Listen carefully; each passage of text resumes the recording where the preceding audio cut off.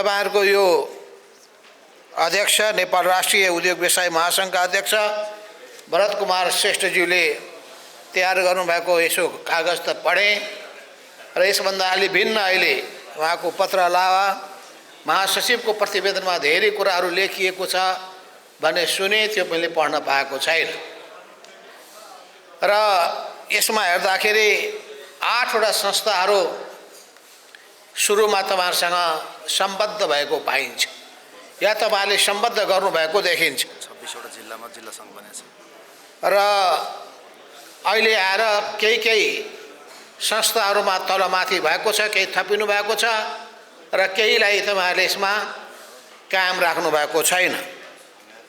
यसमध्ये मैले सुनेको यातायात क्षेत्रलाई पहिले समेट्नु भएको थियो, अहिले यातायात क्षेत्रमा आबद्ध छैन। पहिले नभएको मध्ये शैक्षिक परामर्श पनि थपिएको छ, तरकारी क्षेत्रलाई पनि समेट्ने काम गर्नुभएको छ। भन्दाखेरि यसो हेर्दाखेरि पहिले 8 वटा संस्था थिए र वाणिज्य पनि यसमा छैन। भाडा भन्दै हुनुहुन्थ्यो, त्यो हो भने पहिले 8 वटा संस्था थिए र अहिले 7 वटा संस्था देखिन्छ। जे होस्, थप तपाईहरुले भन्दै गर्नु होला। यसरी सबै धेरै पक्षलाई तपाईहरुले एउटै उद्योग व्यवसायी महासंघमा समेट्ने जमर्को गर्नुभएको छ र आफ्नोलाई संगठनलाई विस्तार गर्ने क्रममा 26 वटा जिल्लामा तपाईहरु पुग्नु भएको छ र यसको विस्तार जारी छ। संगठन निर्माणको अभियान जारी छ। यी सबै काममा तपाईहरुले सफलता हासिल गर्नुहोस्, म धेरै शुभकामना दिन चाहन्छु। यी सबै सन्दर्भमा तपाईहरुको यो महाधिवेशनले तपाईहरुलाई उत्प्रेरित गर्न सकोस्, तपाईहरुलाई यो व्यवसायमा लाग्न पनि, उत्साहका साथ जुट्नका लागि पनि, व्यवसायमा लाग्दाखेरि जब तपाईहरुले सफलता प्राप्त गर्नुहुन्छ स्वाभाविक रूपमा त्यसको प्रभाव संगठन निर्माणमा पनि पर्छ। व्यवसायमा सफलता हासिल भयो भने संगठनमा पनि सफलता हासिल हुन्छ। व्यवसायमा नै अनेकौं किसिमका जटिलता आए भने र त्यसमा असफलता भयो भने तपाईको मानसिकतामा प्रभाव पार्छ। मनोविज्ञानमा मात्रै होइन, तपाईहरुको कदममा त्यसले अवरोध खडा गरिदिन्छ। त्यसो हुनाले पनि यो दुईटै हिसाबले भन्ने हो भने तपाईहरुले आफ्ना सामु रहेका समस्याहरू त्यसको राम्ररी पहिचान पक्कै गर्नुभएको होला भन्ने मैले ठानेको छु र यो प्रतिवेदनमा पनि ल्याउनु भएको होला, किन कुनै एउटा विषयसँग जोडिनु भएको छैन। उद्योग र व्यवसायसँग जोडिएका थुप्रै निकायहरू या त्यो क्षेत्रहरूलाई तपाईहरुले समेट्नु भएको छ। त्यसैले एउटा महत्त्वपूर्ण संस्थाको रूपमा हामी सबैले लिनु पर्दछ र हाम्रो पार्टीले लिएको छ। तपाईहरुले यहाँ धेरै कुराहरू राख्नु भएको छ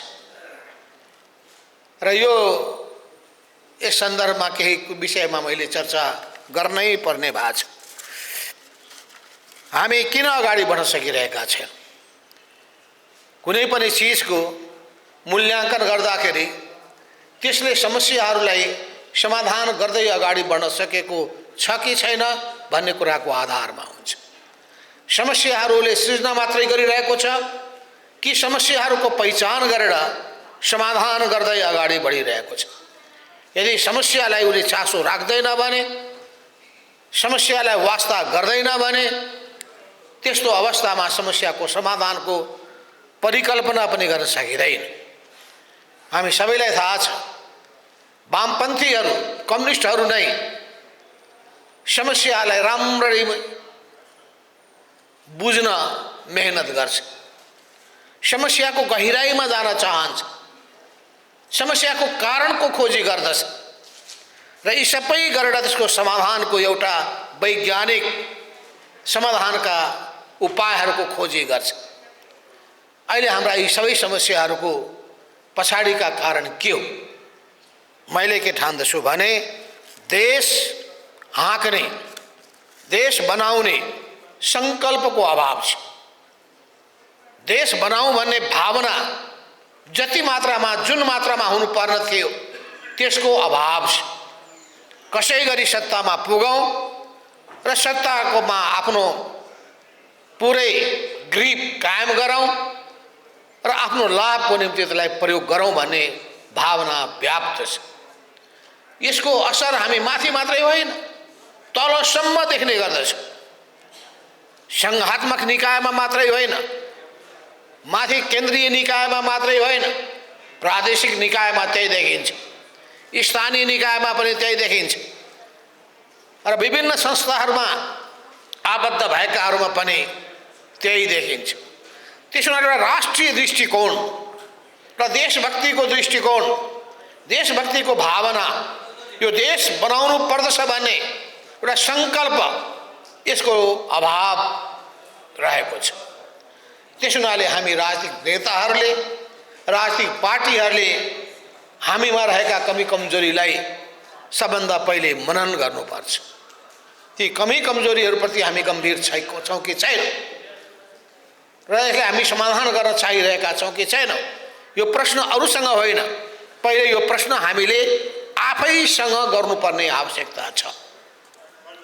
नेपालको राजनीतिमा हामीले यो आन्दोलन, कम्युनिस्ट आन्दोलनको सुरुवात गरेको पनि तपाईँलाई थाहा छ, 2006 सालदेखि 74 वर्षको अवधि हामीले पार गरेका छौँ। राजनीतिक पार्टीहरूले महत्त्वपूर्ण भूमिका खेलेका छन्। निरङ्कुश सत्तालाई फाल्नका लागि, जनतालाई अधिकार सम्पन्न बनाउनका लागि, जनतालाई नागरिकको रूपमा सिर ठाडो पारेर समाजमा बाँच्न लायक बनाउनका लागि र हाम्रो देशको स्वाभिमानको रक्षा गर्नका लागि, हामी नेपाली हुने भावना प्रवर्धन गर्नका लागि राजनीतिक पार्टीहरूले अवश्य पनि महत्त्वपूर्ण भूमिका खेलेका छन्। तर जब प्रश्न उठ्छ जनताको जनजीवनसँग कति जोडिएका छन्, देशको विकास र समृद्धिसँग उनीहरू कति आबद्ध भएका छन्, यो प्रश्न उठ्ने बित्तिकै हामीले विगतको राम्ररी समीक्षा गर्नुपर्छ। विगतका समयमा पुराना सत्ताहरूले खालि खराबै खराब गरे भनेर हामी भन्दैनौँ र हामीले सबै राम्रै राम्रो गऱ्यौँ भनेर पनि दावा गर्दैनौँ। विगतमा भएका राम्रै कुरालाई पनि हामीले राम्रो भन्न सक्नु पर्दछ। हामीबाट भएका कमजोरीहरू, नराम्रा कुराहरूलाई कमजोरीको रूपमा र नराम्रो कामको रूपमा हामीले महसुस गर्नै पर्छ। कमजोरीलाई महसुस गर्दाखेरि कोही कमजोर हुँदैन र उसको मर्यादा घट्दैन। त्यसो हुनाले म सबै जिम्मेवार पक्षलाई भन्न चाहन्छु कि देशको वर्तमान अवस्थाप्रति हामी गम्भीर बनौँ।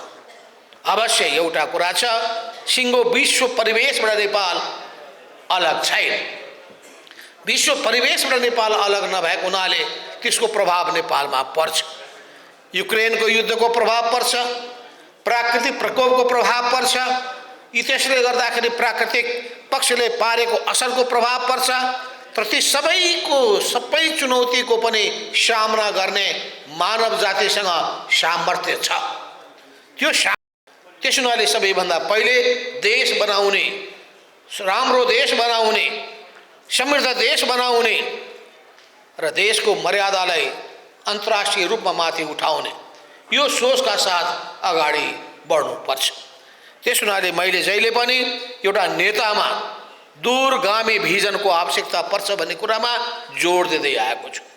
भिजन नभएको नेताले केही पनि गर्न सक्दैन। तर अर्को कुरा, भिजनको र सिद्धान्तको गफ मात्रै गरेर हिँड्नेहरूबाट पनि केही पार लाग्न सक्दैन। त्यसो हुनाले सिद्धान्त र व्यवहार, विचार र व्यवहार, यो दुईटैको तालमेल मिल्नु पर्दछ, दुईटैको सङ्गति हुनु पर्दछ, दुईटैको तादात्म्यता हुनुपर्ने आवश्यकता पर्छ।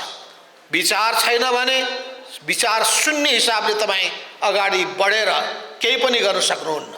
तपाईँको सामुमा गन्तव्य क्लियर हुनुपर्छ, भिजन क्लियर हुनुपर्छ, लक्ष्य प्रष्ट हुनुपर्दछ।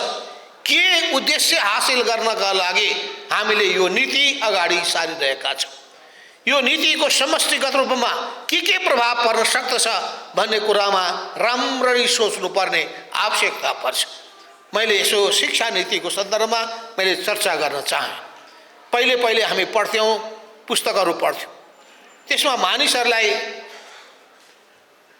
उसको नैतिक आचरण राम्रो होस् भनेर त्यो पक्षहरू राख्ने गरिन्थ्यो। नेपाली भावना उनसमा जागोस् भनेर देशभक्तिको पक्षहरू राखिन्थ्यो। मेहनती होस् भनेर मेहनत गर्ने, श्रम गर्ने बानी विकास होस् भन्ने पक्षहरू राखिन्थ्यो। पछि गएर मैले सुन्छु त्यहाँबाट उनीहरूले नैतिक शिक्षाको पक्ष नै हटाइदिए। नैतिक शिक्षाको पक्ष नै हटाइसकेपछि मान्छेले कस्तो किसिमको शिक्षा हासिल गर्छ? नैतिकताको कुनै पक्ष छैन, राम्रो संस्कार हुर्काउनु पर्ने कुरा छैन, मेहनती उद्यमी हुनुपर्छ भन्ने कुरा सिकाइँदैन, रोजगारीसँग मेहनतसँग जोडिनुपर्छ भन्ने छैन। फलस्वरूप हामी अहिले जुन भन्ने गरेका छौँ नेपाली समाजमा दलाल पुँजीवाद अर्थात् कमिसन भएको राज्यको सम्पत्तिको दोहन, यी सबै प्रवृत्तिहरू के हो भन्दाखेरि मेहनत गरेर उत्पादन गरेर अनि त्यसपछि आफ्नो जीवनयापन गर्ने कुराहरू भन्दा पनि लुटेर चुसेर फलस्वरूप भ्रष्टाचार गरेर अनि यस्तै कुरा गरेर आफ्नो जीवन चलाउने एउटा पङ्क्ति तयार भएको छ। त्यसो हुनाले पनि हाम्रो शिक्षा प्रणालीमै कहाँ त्रुटि छ? हामीले सुरुदेखि नै हाम्रा बालबालिकाहरू कस्तो वातावरण परिवेशमा अगाडि बढ्छन् यसमा ध्यान पुर्याउनु पर्ने आवश्यकता छ। अहिले तपाईहरुसँग 10 वटा घटकहरू सङ्घहरू जोडिएका रहेछ। यसमा कृषि पनि छ, पर्यटन पनि छ, शिक्षा पनि छ, शैक्षिक पनि छ, निर्माण क्षेत्र पनि छ, होटल पनि छ, श्रम पनि छ र रोजगार अनि अन्य व्यापारसम्म अर्थात् समष्टिगत छ। अब म तपाईहरुबाट के आशा गर्छु भने तपाईहरु प्रत्येकले आफ्नो आफ्नो क्षेत्रका समस्याहरू अहिलेको महाधिवेशनमा त सम्भव नहोला, तर यो महाधिवेशन पछि आउने नेतृत्वले अलग अलग विधाका बारे विधाबाट बिकोले छुट्टा छुट्टै बस्नुहोस्। छलफल, अन्तर्क्रिया, सेमिनार के गरेर हुन सक्दछ, त्यसमा आफ्ना सबै समस्याहरू, अहिलेसम्मका समस्या, देशकै समस्या, त्यो विषयसँग जोडिएका समस्याहरूको एक एक तपाईहरुले बुदागत रूपमा नोट गर्नुहोस् अनि त्यसका कारणहरूको पनि उल्लेख गर्नुहोस् र समाधानका उपाय के छन् त्यो पनि अगाडि सार्नुहोस्। किनभने हामी अरूलाई त उपदेश दिन सकौँला, तर यदि हामीले कुनै प्रदेशको जिम्मा लिएका छौँ भने त्यहाँ काम गर्न सकेनौँ भने दोष दिएर हुन्छ। कुनै पालिकामा हामी जितेका छौँ, त्यहाँ हाम्रो पुरै वर्चस्व कायम छ, त्यहाँ काम गर्न सकेनौँ भने अरूलाई दोष दिएर हुन्छ। केन्द्रकै जिम्मेवारी हामीले पाएका छौँ, मन्त्रालयको जिम्मेवारी हामीले पाएका छौँ, राम्रो काम गर्न सकेनौँ भने अरूलाई दोष दिएर हुन्छ। त्यसो हुनाले मैले पहिले आफूबाट सुरु गरौँ भन्ने कुरामा जोड दिन चाहेको छु। हामी आफ्नो तर्फबाट लागू गर्ने ठाउँमा छौँ भने लागू गर्ने प्रयत्न गर्ने, लागू गर्ने ठाउँमा छैनौँ भने आवाज उठाएर समाधान दिएर उपाय अगाडि सारेर अगाडि बढ्ने काम गरौँ। त्यसले पनि पुग्दैन भने हामीले सडकको माध्यमबाट पनि ती पीडा र वेदना भोगिरहेकाहरूका आवाज उद्घोष गरेर सरकारलाई त्यसको अनुसार नै सुझावहरू दिएर या सरकारलाई जागरुक बनाएर या सरकारलाई हामीले विभिन्न हिसाबले दबाब दिएर अनि त्यस ढङ्गले पनि अगाडि बढ्नुपर्ने हुन्छ। यी तीनटै कुराहरूको सन्दर्भमा मैले भने यी तीनटै क्षेत्रहरू, चाहे सरकारमा बसेर गर्ने कामको क्षेत्र होस्, नीति निर्माण गरेर कार्यान्वयन गर्ने क्षेत्रमा बसेर जिम्मेवारी पूरा गर्ने कुरा होस्, चाहे विभिन्न खालका हाम्रा सभाहरूमा प्रतिनिधि सभा होस्, प्रदेश सभा होस्, नगर सभा होस्, गाउँ सभा होस्, ती सभाहरूमा गएका प्रतिनिधिहरूले आवाज बुलन्द गरेर सरकारको ध्यान आकर्षित गरेर समाजको ध्यान आकर्षित गरेर कुराहरू राख्ने कुरा होस्। चाहे सडकको माध्यमबाट सडकका जनतासँग जोडिएर पीर मार्का भोगिरहेकाहरूसँग जोडिएर अनि सरकारलाई रचनात्मक सुझाव सल्लाह या दबाब दिने काम होस्। यो तीनटै क्षेत्रमा हामी क्रियाशील हुनुपर्दछ भन्ने सोच र मान्यताका साथ अगाडि बढिरहेका छौँ। त्यसो हुनाले हामी आफ्नो तर्फबाट सकारात्मक भूमिका निर्वाह गर्न चाहन्छौँ। किनभने हामीले हाम्रो देशको माया छ, किनभने हामीलाई अहिलेसम्म हामीले आन्दोलन गरेर प्राप्त गरेका उपलब्धिहरूको रक्षा कसरी गर्ने, त्यसलाई कसरी जोगाउने, यो व्यवस्थालाई कसरी बलियो बनाउने, यो व्यवस्थालाई अझै कसरी अनुभवबाट समृद्ध बनाउने, त्यस कुराको चिन्ता हामीलाई छ। यस अर्थमा हाम्रा कामहरू, हाम्रा कदमहरू ध्वंसात्मक सोचका साथ होइन, असहयोगी भावनाका साथ होइन, सहयोगी भावनाका साथ हुनेछ। तर अनुचित कुराको हामीले विरोध गर्नुपर्छ। भ्रष्टाचारको व्यापक विरोध गरिनुपर्छ, कमिसन तन्त्रको व्यापक विरोध गर्नुपर्छ र ढिला सुस्तीको विरोध गर्नुपर्छ र सबै क्षेत्रमा जुन हिसाबका गैर जिम्मेवार प्रवृत्ति देखिएका छन् त्यसको व्यापक रूपमा विरोध गर्नुपर्छ। र यसका लागि कहाँ रहेका छन् समस्या, किन त्यस्तो समाधान हुन सकिरहेको छैन, त्यसको कारण पनि हामीले पत्ता लगाउनुपर्छ। आज वास्तवमा तपाईहरुले विभिन्न क्षेत्रका कुराहरू क्षेत्रलाई समेट्नु भएको छ। यो सिङ्गो समेटिएको कुरा भनेको हाम्रो समग्र चिन्तनसँग जोडिएको छ। यो समग्र चिन्तन के हो? समग्र चिन्तन भनेको हामी सिङ्गो देशको विकासको सन्दर्भमा के सोचाइ राखिरहेका छौँ, हाम्रो सोचाइ के हो, हाम्रो समग्र विचार के हो, हामीसँग सामग्रिक योजना छ कि छैन। र यस सन्दर्भमा म तपाईलाई भन्न चाहन्छु, जतिखेर हामीले नेकपा एमाले बनाइसकेका थिएनौँ त्यही बेलामा पनि हामीले यो सिङ्गो देशको विकासको एउटा खाका तयार गरौँ भन्ने सोच बनाइरहेका थियौँ। त्यसपछि नेकपा एमाले भइसकेपछि पनि केही खाका बनाउनका लागि केही बुद्धिजीवीहरू साथीहरूलाई समेट्ने काम पनि गरेका थियौँ। त्यो बेलामा भिजन 2020 2020 सम्मको निम्ति नेपालको विकासको एउटा रूपरेखा अगाडि सार्ने हामीले मान्य विचार अगाडि सारेका थियौँ। त्यही आधारमा धेरै अन्तर्क्रियाहरू गरेका थियौँ। मेचीदेखि महाकालीसम्मका बुद्धिजीवीहरूसँग परामर्श पनि गरेका थियौँ र त्यसपछि एउटा पुस्तक हामीले निकाल्यौँ। त्यो पुस्तक तपाईहरुले पढ्नु भएको छ कि थाहा छैन, भिजन नेपाल 2020। भिजन नेपाल भन्ने किताब हामीले छाप्यौँ, प्रकाशित गर्यौँ र त्यो हामीले बहुत मेहनत गरेर सबैको अनुभवहरू, सबैका ज्ञानहरू, सबैका सोचहरू, सबैका चिन्तनहरूलाई मथेर निकालेको एउटा निष्कर्ष थियो। तर अब त्यसले पुग्दैन। अब हामीले भिजन 2050 बनाउनु पर्ने स्थिति बन्छ। यो सबै सन्दर्भमा पनि हामीले वास्तवमा पर्यटन प्रवर्धनका सम्भावनाहरूको खोजी गर्नुपर्छ। हामीसँग ताल तलैयाहरू छन्, ती ताल तलैयाहरूदेखि लिएर हामीसँग त्यसै गरी आरक्षित क्षेत्रहरू छ, ती आरक्षहरूमध्ये चितवनको सफारी, एकसिङे गैँडा लगायतका त्यस्ता ठाउँहरू, त्यसलाई कसरी प्रवर्धन गर्न सकिन्छ, पोखराको प्रवर्धन कसरी गर्न सकिन्छ, यो सबै चिजहरूको सन्दर्भमा पनि वास्तवमा गम्भीरताका साथ सोच्नुपर्छ। त्यसो भयो भने धेरैभन्दा धेरै पर्यटकहरू नेपालमा आउन सक्छ।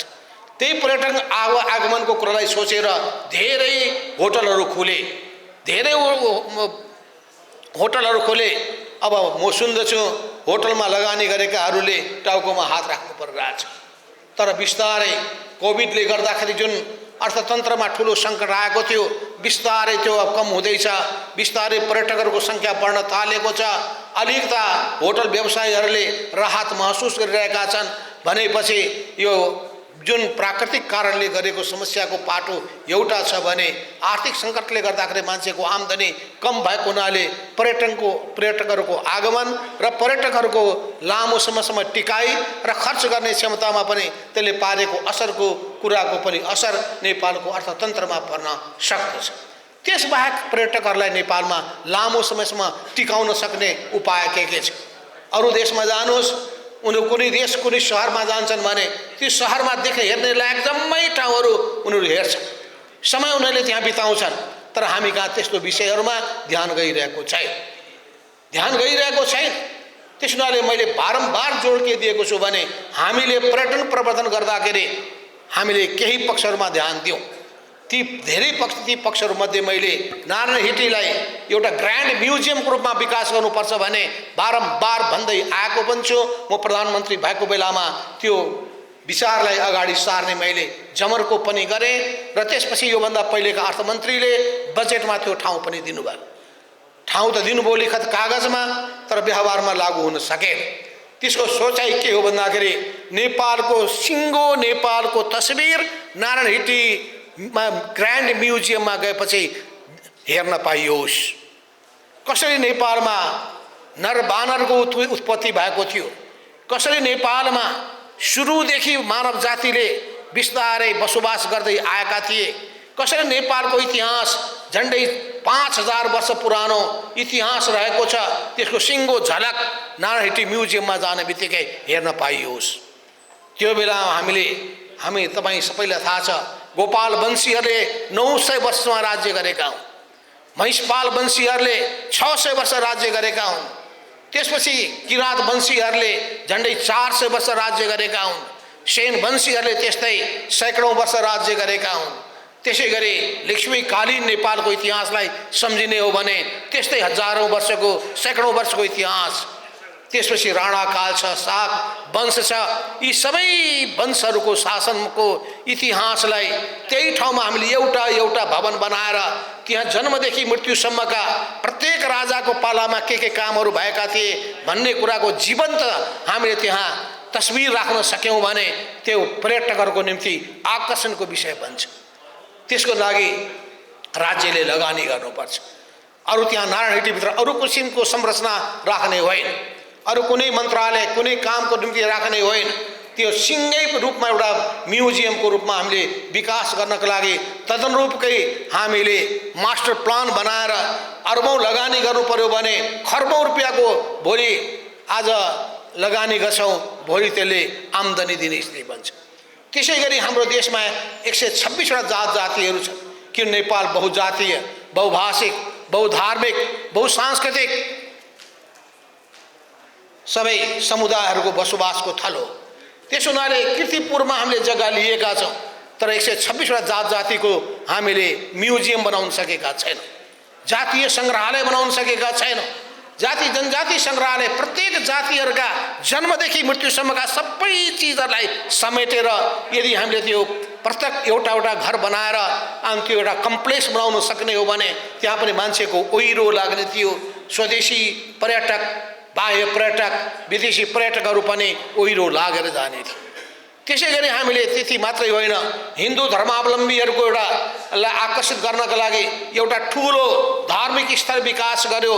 त्यहाँ हामीले पाथिभरादेखि लिएर बडी मालिकासम्मका जति पनि तीर्थस्थलहरू छन् एउटै परिसरमा हामीले त्यसको रेप्लिका राख्न सक्यौँ भने अनि त्यहाँबाट उनीहरूले थाहा पाउनेछन् कि कोशी प्रदेशमा कुन महत्त्वपूर्ण तीर्थस्थल छ, त्यसै गरी मधेस प्रदेशमा कुन महत्त्वपूर्ण तीर्थस्थल छ, अनि बागमती प्रदेशमा, गण्डकी प्रदेशमा, लुम्बिनी प्रदेशमा, कर्णाली प्रदेशमा, सुदूरपश्चिम प्रदेशमा कस्ता महत्त्वपूर्ण तीर्थस्थल छन्। ती एक ठाउँमा आएर उनीहरूले अवलोकन गरेर त्यसपछि विभिन्न ठाउँमा जाने उनीहरूको चाहनालाई हामी बढाउन सक्दछौँ। यो सोचलाई अगाडि सार्ने सन्दर्भमा मैले कुरा पनि गरेँ। सुदूरपश्चिमको गोदावरीमा त्यो ठाउँ बनाउन सकिन्छ कि भनेर मैले त्यहाँ छलफल पनि गरेँ। त्यसपछि चतराधाममा बनाउन सकिन्छ कि भनेर त्यसमा पनि मैले छलफल चलाएँ। त्यसपछि त्रिवेणीमा गर्न सकिन्छ कि देवघाटमा गर्न सकिन्छ कि या हामीले यो रौतर र सर्लाहीको हरिहर धाममा गर्न सकिन्छ कि नुन्थर महादेवको ठाउँमा गर्न सकिन्छ कि यी 4-5वटा स्पटलाई ध्यानमा राखेर मैले विभिन्नलाई विदेशमा बसेका लगानी गर्न चाहने हिन्दू धर्मावलम्बीहरूलाई मैले कुराकानी पनि गरेँ। केही मान्छे सहमत पनि भएका थिए, पछि फेरि उनीहरू अगाडि बढ्न सकेन।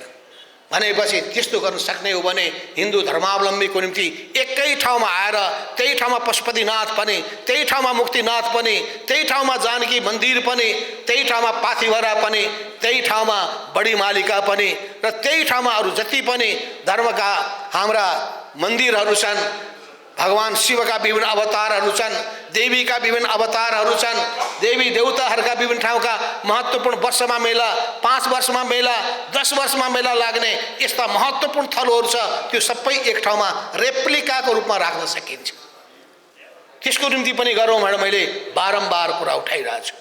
मैले भनिरहेको छु कि नारायण हिटीलाई 2062 सालसम्म 63 सालसम्मको इतिहासको झलक मात्रै त्यहाँ देखाउने, एउटा अर्को गणतन्त्र म्युजियम छुट्टै बनाउने, त्यहाँ हामीले लखन थापा मगरदेखि लिएर हाम्रो भोजपुरकी महिला नेत्री उहाँदेखि लिएर अहिलेसम्मका जति पनि राणा शासनका विरुद्धमा लड्ने योद्धाहरू, त्यसै 7 सालको क्रान्तिका इतिहासहरू, अनि त्यसपछि 46 सालको आन्दोलनको इतिहासहरू, 62-63 को आन्दोलनको इतिहासका सबै झलकहरू राखेर एउटा गणतन्त्र म्युजियम छुट्टै बनाऊ। त्यो भने गणतन्त्र म्युजियममा गइसकेपछि अनि मान्छेले कसरी नेपाली जनताले आफ्नो पौरखले, आफ्नो मेहनतले र निरङ्कुशताका विरुद्धमा जुधेका छन्, ज्यानको बाजी लगाएका छन् भनेर जीवन्त उनीहरूले त्यहाँ तस्बिर देख्न पाउनेछ। यस्ता खालका पर्यटन प्रवर्धनका अरू के हुन सक्दछन्, त्यस्ता सोचहरू हामीले विकास गर्नुपर्छ। त्यसो भने पर्यटन प्रवर्धन यी सबै चिज गर्नका लागि चाहिने के हो भने हाम्रो राज्यले अध्ययन गर्ने कुरामा, अनुसन्धान गर्ने कुरामा, सबै चिजहरूको गहिरो अनुसन्धान गरेर त्यसको आवश्यकता बोध गरेर त्यसबाट प्राप्त गर्न सक्ने लाभहरू अनि त्यसलाई अझै राम्रो परिमार्जन गर्न सकिने उपायहरू, देश विदेशका अनुभवहरू, ती सबै राखेर अगाडि बढ्नका लागि आवश्यक अनुसन्धानमा जोड दिनुपर्ने आवश्यकता छ। अब हामीले विज्ञान र प्रविधिको अधिकतम उपयोग गर्नुपर्दछ र यसका साथसाथै हामीले हाम्रो निर्माणको काममा रहेका त्रुटिहरू, निर्माणका काममा रहेका गुणस्तरीयताको सुनिश्चितताहरू, अनि त्यति मात्रै होइन समयमा काम सम्पन्न गर्नुपर्ने कुराहरू। अनि निर्माण व्यवसायीहरूले काम गर्दाखेरि उनीहरूले पैसा नपाउने, काम सम्पन्न गरिसकेको छ तर पैसा नपाउने, यो कुरा पनि गम्भीर कुरा हो। यदि तपाईँले लगानी गर्नुहुन्छ भने त्यो लगानीको तपाईँ प्रतिफल प्राप्त गर्नु न पाउनुपर्ने रकम पाउनुहुन्न भने तपाईँमा उत्साह मरेर जान्छ।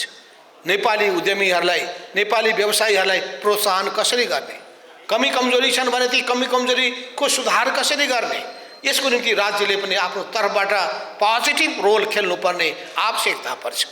नकारात्मक कुरा मात्रै लिएर पनि हुँदैन, नकारात्मक कुराहरू छन् भने भन्नुपर्छ, सुधार्नका लागि कोसिस गर्नुपर्छ।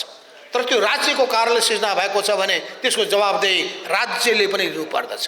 यस अर्थमा निर्माण व्यवसायका आफ्ना समस्याहरू छन्, अरू विभिन्न क्षेत्रका साथीहरूको पनि आफ्नै समस्या छ। कृषि क्षेत्रको कुरा गर्नुभयो, पर्यटन क्षेत्रको कुरा गर्नुभयो, शिक्षा क्षेत्रको कुरा गर्नुभयो, त्यसै गरी निर्माणको कुरा छन्, अनि त्यसै गरी रोजगार प्रवर्धनका निम्ति अरू एक गर्नुपर्ने पहिलो कुरा भनेको सिप विकास नै हो। तालिम, मान्छेलाई जबसम्म तालिम दिइँदैन, सिप विकास गरिँदैन अनि मान्छेलाई उद्यमशीलतातर्फ आकर्षित गरिँदैन, तबसम्म देशमा उत्पादनमा जुट्ने दक्ष र उत्पादनशील जनशक्ति तयार हुन सक्दैन। त्यस हुनाले हामीले मान्छेलाई उद्यमसँग जोड्ने, उत्पादनसँग जोड्ने, त्यस्तो जनशक्ति निर्माण गर्ने कुरामा ध्यान दिनुपर्ने आवश्यकता छ। अब हामीले यी सबैका लागि राज्यले सबभन्दा पहिले सुशासनको प्रत्याभूति गर्नु पर्यो, भ्रष्टाचारको निवारण गर्नु पर्यो, छिटोभन्दा छिटो सेवा सुविधाहरू उपलब्ध गराउनु पर्यो। हाम्रा काममा ढिला सुस्ती होइन, छिटो आफ्नो आफ्नो दायित्व प्रत्येक क्षेत्रले पुरा गरून्, राज्यले पनि गरोस्, निजी क्षेत्रले पनि गरोस्। हामी अहिले 3 खम्बे अर्थतन्त्रमा विश्वास गर्दछौँ। 3 खम्बे अर्थतन्त्रहरूभित्र निजी क्षेत्रको महत्त्वपूर्ण भूमिका रहेको छ, राज्यको पनि भूमिका रहन्छ, सहकारिताको पनि भूमिका रहन्छ, तर निजी क्षेत्रले महत्त्वपूर्ण भूमिका खेल्छ। स्वदेशी पुँजी, राष्ट्रिय पुँजीलाई हामीले पहिलो प्राथमिकता दिन्छौँ। राष्ट्रिय पुँजीलाई निरुत्साहित हुने गरी वैदेशिक पुँजीलाई हामी आकर्षित गर्न सक्दैन, तर वैदेशिक पुँजी आउने बित्तिकै आत्तिनुपर्ने आवश्यकता छैन। बढी लगानी गर्नुपर्ने क्षेत्रहरूमा, छिटो प्रतिफल प्राप्त गर्नुपर्ने क्षेत्रमा अनि स्वदेशी पुँजीले धान्न नसक्ने क्षेत्रमा वैदेशिक पुँजीलाई हामीले आकर्षित गर्नुपर्ने आवश्यकता पनि पर्छ। त्यो यी सबै कुराहरूको सन्दर्भमा राज्यले स्पष्ट सोच र विचारका साथ अगाडि बढ्नुपर्ने जरुरी छ। हामीले यो कुरा सोच्दाखेरि हामीसँग खानीहरू पनि छ, त्यो खानीको उपयोग कसरी गर्न सकिन्छ, चाहे त्यो सिमेन्ट उद्योग होस् या अरू अनेक खालका खानीहरू हाम्रो जमिन मुनि रहेका छन् भन्ने कुरा हामी सुनिरहेका छौँ। त्यो खानीहरूको अधिकतम कसरी उपयोग गर्न सकिन्छ, त्यसबाट देशलाई कसरी समृद्ध सम्पन्न बनाउन सकिन्छ, यसमा पनि त्यही हिसाबले खोज अनुसन्धान गर्नुपर्ने आवश्यकता छ। मलाई खुसी लागेको छ, अहिले अघि पर्यटनको सन्दर्भमा चर्चा गर्दाखेरि लुम्बिनीको एउटा म चर्चा गर्न चाहन्छु। लुम्बिनीको विकासको सन्दर्भमा अहिले अब त्यहाँ कपिलवस्तुको विकासको नयाँ सोच अगाडि बढिरहेको छ र त्यहाँ बुद्ध सर्किटको रूपमा विकास गर्ने गरी, बुद्ध सर्कलको विकास गर्ने गरी एकातर्फ कपिल वस्तुको त्यो बाणगङ्गा नदीको किनारमा पनि एउटा बेग्लै योजनासहित अब विदेशीहरूको सहयोग पनि प्राप्त हुने कुराहरू भइरहेछ। त त्यस अनुसार उहाँहरूले बुद्ध जन्मेको ठाउँबाट अनि बुद्ध हुर्केको दरबार तिलौराकोट दरबार त्यहाँसम्म एउटा मायादेवी प्रसूति मार्ग, मायादेवीले आफ्नो बच्चा बुद्धलाई काखमा लिएर जुन बाटोबाट उनी फर्केकी थिइन् त्यो बाटोको नाम मायादेवी बुद्ध मार्ग राख्ने, मायादेवी प्रसूति मार्ग राख्ने सोचका साथ एउटा योजना पनि अगाडि बढ्न खोजिरहेछ। त्यसले पनि पर्यटकहरूलाई आकर्षित गर्न सक्दछ। यस्तै नयाँ नयाँ सोचहरू, यस्तै नयाँ नयाँ विचारहरू हामीले अरू देशका अनुभवहरूलाई ध्यानमा राखेर नेपालको विकासका समष्टिगत पक्षहरूमा ध्यान पुर्याएर अगाडि बढ्ने हो भने हाम्रो देश गरिबी, अभाव र बेरोजगारीले पीडित भइरहनु पर्ने अवस्था छैन। यो देशलाई हामीसँग भएको साधन स्रोतलाई कुन ठाउँमा लगानी गर्ने हो, प्राथमिकता कहाँ दिने, बाटो बनाउँदा पनि प्राथमिकता केमा दिने, काम गर्दा पनि प्राथमिकता केलाई दिने। हामीसँग जहिले पनि पुँजीको अभाव हुन्छ। त्यो पुँजीको हामीले अधिकतम सदुपयोग गर्न सक्यौँ भने थप पुँजी प्राप्त हुन्छ। थप पुँजी प्राप्त भएपछि धेरै क्षेत्रमा लगानी गर्न सकिन्छ। हो यी सबै कुराको सन्दर्भमा पनि तपाईहरुले पनि आफ्नो ठाउँमा बसेर छलफल गर्नुहोस् र हाम्रो देशको सन्दर्भमा विकासको समग्र सोचहरू अगाडि बढाउने कुरामा तपाईहरुले अब महत्त्वपूर्ण भूमिका निर्वाह गर्नुहोस्। अहिले यो बडो महत्त्वपूर्ण मैले तपाईहरुको जमघट को रूपमा मैले लिएको छु। यो महाधिवेशनमा तपाईहरुले विभिन्न विधाकालाई, विभिन्न क्षेत्रकालाई जस्तै समेट्ने काम गर्नुभएको छ। यी सबै सँगसँग जोडिएका साथीहरू र उहाँहरूको सबै अनुभवहरू, यो सबै 50 लाख भन्दा माथिका लगानी भएका 20 वटा गरी कम्पनीहरू तपाईहरुसँग जोडिएको छ। 45 जिल्ला सङ्घ र 10 वटा वस्तुगत सङ्घ पनि रहेको छ। त यो चाहिँ यी चीज स्थिति हेर्दाखेरि मलाई खुसी पनि लागेको छ। तपाईहरु विभिन्न क्षेत्रबाट आउनु भएको छ। केही सकारात्मक कुरा पनि होलान्, केही नकारात्मक कुराहरू पनि होलान्, केही उपलब्धिका आशाका कुरा पनि होलान्, केही निराशाका कुराहरू पनि होलान्। समग्रतामा राज्यले यी काम गर्न सक्यो भने राम्रो हुन्थ्यो भन्ने कुरा पनि होला। यी सबै चीजको बारेमा राम्ररी यहाँ विचार मन्थन गरेर निष्कर्ष निचोड निकाल्नुहोस्। त्यो हामीलाई पनि दिनुहोस्, सरकारलाई पनि दिनुहुन्छ भने एउटा ज्ञापन पत्र तयार गरेर यही महाधिवेशनको तर्फबाट तयार गरेर प्रधानमन्त्रीलाई बुझाउने गरी सम्बन्धित मन्त्रालयलाई बुझाउने गरी दिनुभयो भने मलाई लाग्छ तपाईहरुको यो जुन यत्रो मेहनत, त्यो मेहनतको निम्ति त्यसले उपयुक्त फल पनि दिन सक्ला र यो सबैले महसुस पनि गर्लान्। यस अर्थमा यो संगठन सिङ्गो व्यवसायीहरूको, उद्योग व्यवसायीहरूको आशा भरोसाको केन्द्रको रूपमा हुन सक्यो भने अरूलाई पनि तपाईहरु आकर्षित गर्न सक्नुहोला। यी सबै काममा तपाईहरु सफल हुनुहोस् भन्ने शुभेच्छा व्यक्त गर्दै यो महाधिवेशनको पूर्ण सफलताको कामना गर्दै म आफ्नो भनाइ यही टुङ्ग्याउँछु। हस्त, धन्यवाद। लाल सलाम।